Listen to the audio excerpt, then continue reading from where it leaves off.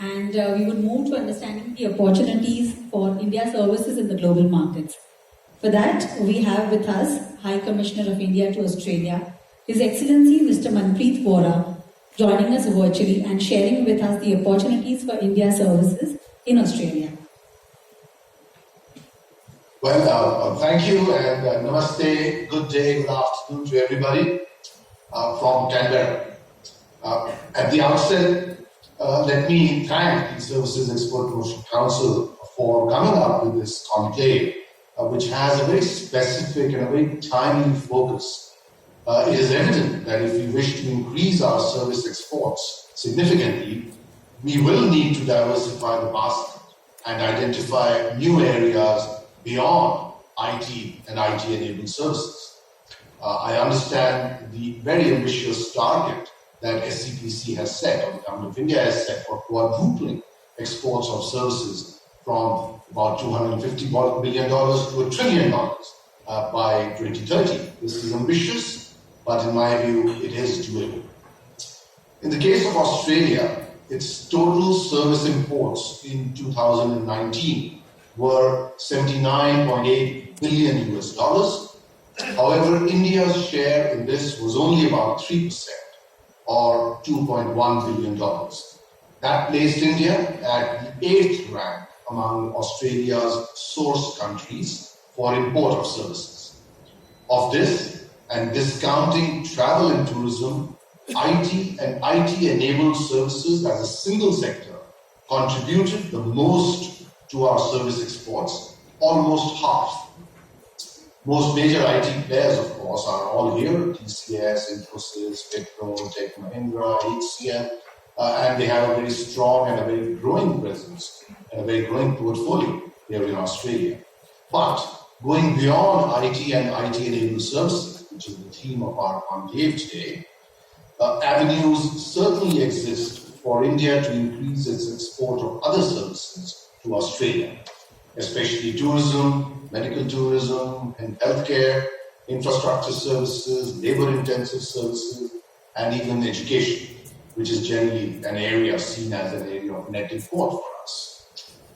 Though I'm not sure if the SCPC deals with it directly, tourism as a service export presents itself as a very obvious opportunity. Australia has by and large overcome the pandemic, and with a high level of vaccination across the country, borders have finally reopened, not only for returning Australians, but more significantly for Australians to go abroad, which they have been barred from doing, with only a few exceptions, since early 2020. This presents an excellent opportunity for the Indian tourism industry, with both Air India and Qantas having already announced their plans and dates for resumption of direct flights between Sydney and Delhi, and I'm sure other destinations will be added soon. I feel that we can again attract a significant number of visitors from Australia beginning this December, although I suspect that any quantum leap may be possible only sometime next year, since certain restrictions will still prevail for a while in both countries. Some Australian states remain cautious about opening up fully, and India too is presently restricting the length and duration of tourist visas. There is also the battle of perceptions, of course, about whether international travel is worthwhile and whether certain countries are now safe enough. It is noteworthy that Australians spent $32.7 billion on personal travel in 2019, or about 41% of total service imports of Australia. New Zealand, Indonesia, and USA have traditionally been their top 3 destinations, while India ranked 8th in 2019. Over the past decade or so, the number of trips by Australians to India have grown at an average rate of 11%, from just 140,000 in 2008 to 423,000 in 2019. Our revenue from this was about $1.1 billion. Going forward, I'm sure we can do far better than this, since it also needs to be noted that Australians in 2019 made 11.3 million outbound international trips, and India as a destination therefore accounted for less than 4%. While there is considerable pent-up demand for overseas tourism among Australians deprived from travel for almost 2 years, and while this presents an excellent opportunity for India to capture a good share of the demand, our tourism industry and governments, the centre and the states, will need to step up with intensive marketing campaigns and attractive packages, while our airlines may need to find ways to keep ticket prices low.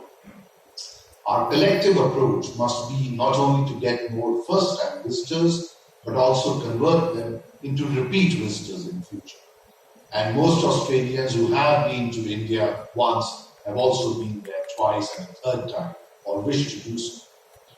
We must also not overlook the competition from other countries, particularly Southeast Asia, which is closer to Australia and has traditionally been a region of first and easy choice for Australians.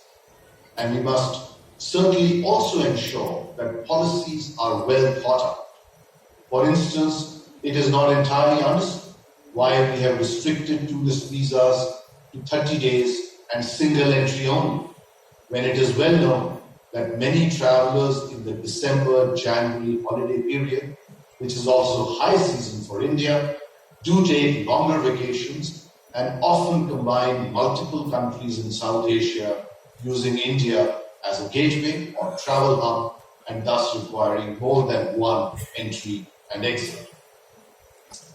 Opportunities in tourism also include medical tourism and healthcare. As for many other nationals, India holds the potential to become a hub for medical tourism for Australians also. Australia has advanced medical facilities, but the high cost of quality treatment, especially for dental and elective treatments, as also cosmetic surgery, coupled with long waiting periods and rising costs for insurance premiums, makes sense for an Australian to explore these treatments overseas. India has already made a mark as a good destination for healthcare and medical tourism, and we need a good targeted campaign in Australia as well. On an average, over 15,000 Australians travel overseas for medical treatment each year, and they spend about $250 million a year on travel for cosmetic surgery alone. After cosmetic surgery and dental procedures, heart surgeries, infertility treatment, and surrogacy top the list. Currently, their main destinations of choice are Thailand, Indonesia, Philippines, Singapore, South Korea, Turkey, and Malaysia. India too has the opportunity to become a preferred and reliable destination, offering cost-effective and high-quality treatment for Australians. As I said earlier, sustained marketing from our side is essential. Clinical trials by Indian companies for Australian drug manufacturers is another potential area of services exports for us.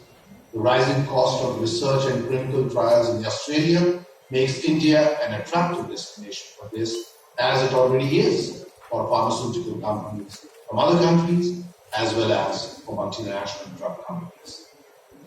Moving on to education services, which are the largest service export of Australia to the world. Australia attracts a large number of overseas students, including Indians, every year to its universities and TAFE providers. In recent times, as a result of both our domestic push to ramp up the scale and quality of our vocational training and our new education policy, we have been trying to get Australia to look at India beyond just a source for students and consider it as a long-term investment opportunity. There is scope for Australian universities and other education providers to establish their overseas campuses in India on their own or as joint ventures with Indian partners. Such investment can lead to Indian students receiving Australian degrees and qualifications even while staying in India. Equally important is the opportunity that these campuses will also attract more third country students to India and will, in effect, lead to enhanced educational exports of India. I also believe that Indian companies who have done so well in recent years delivering online education must now seek to venture forth to other markets, and why not Australia as well, and become truly global edtech and e-learning players. As for infrastructure services, I would like to highlight that the Australian government has announced significant investments of over $70 billion till 2030 to improve infrastructure and connectivity.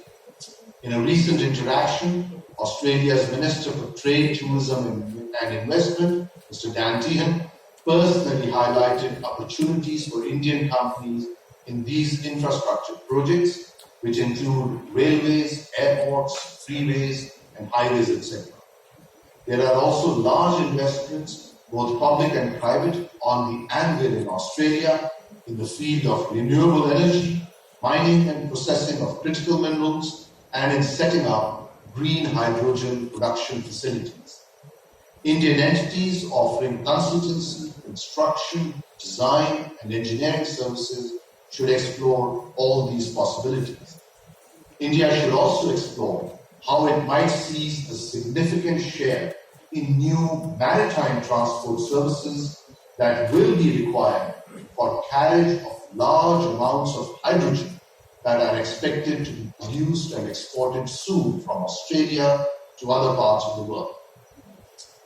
As for opportunities in labor-intensive services, it is estimated that there will be a shortage of over 2.3 million workers in the Australian labour force by 2030.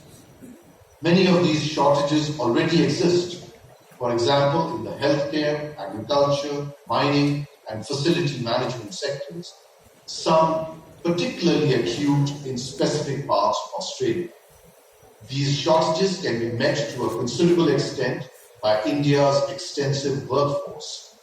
To achieve this, among other things, easier mobility partnerships and agreements are important, and we are working with Australia on these Mode 4 issues. Finally, for rapidly growing Indian diaspora in Australia, almost 750,000 already, they offer huge scope for the export of more entertainment services from India.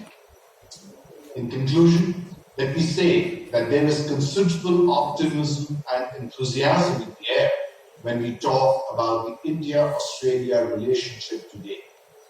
There are frequent high-level exchanges and high comfort level between the political leadership and among officials. An ambitious recent announcement was made by Honourable Commerce Minister Shri Piyush Goyal and his Australian counterpart, Minister Dan Tehan, to conclude a comprehensive economic cooperation agreement, or an FTA, by the end of 2022, with an interim agreement by the middle of this December. The DGFT has just a few minutes ago spoken about some of these negotiations that are ongoing. The India-Australia CECA could be a game changer in boosting trade with Australia, not only in goods, but also in services. Thank you once again for this opportunity, and may I convey my best wishes for the festive season and for the new year to all our service exporters. Thank you. Jai Hind.